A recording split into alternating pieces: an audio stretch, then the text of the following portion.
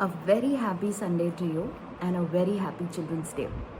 आप सभी को बाल दिवस की हार्दिक शुभकामनाएं। तो आज की जो कहानी है वो बड़ी स्पेशल है क्योंकि इसमें मेरे फेवरेट लोग भी हैं और मेरी फेवरेट चीज़ें भी हैं। मेरे फेवरेट लोग जिनके साथ मुझे काम करने में बड़ा मज़ा आता है, बच्चे, वो हैं इस कहानी में। और मेरी फेवरेट चीज़ें मतलब किताबें। तो कहानी का नाम है किताबों का घंटा। ओरिजिनली ये कहानी अंग्रेज़ी में लिखी गई है। कहानी का अंग्रेज़ी नाम है drop everything it's dear time.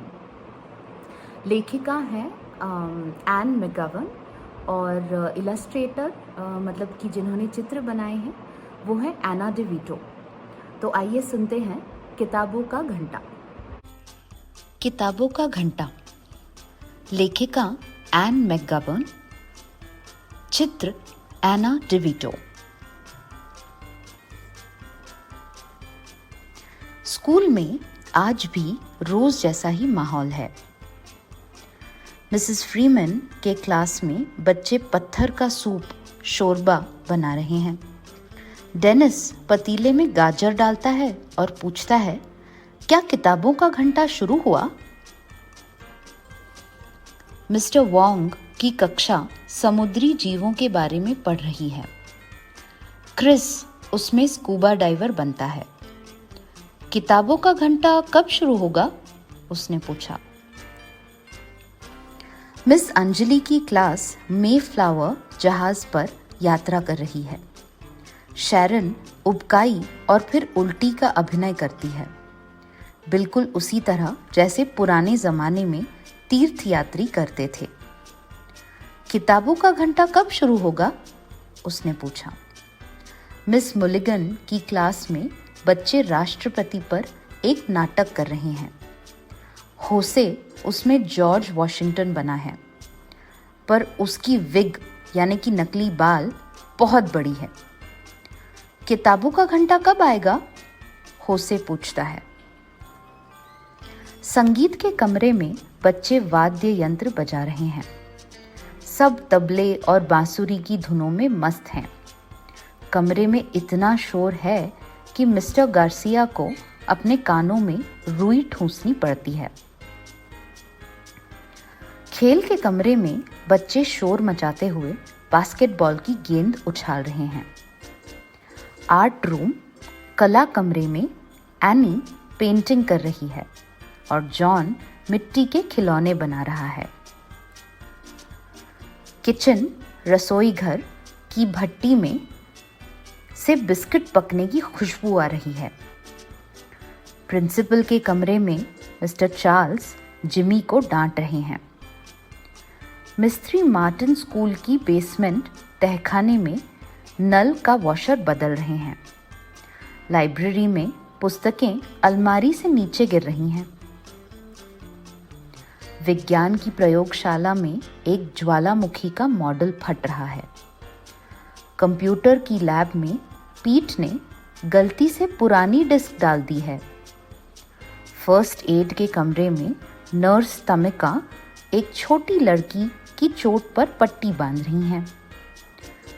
School में आज भी सब लोग हर रोज जैसे ही व्यस्त हैं, पर फिर सब काम छोड़ो क्योंकि अब किताबों का घंटा शुरू हुआ। Dear is equal to drop everything and read. अपनी मनपसंद किताब पढ़ो।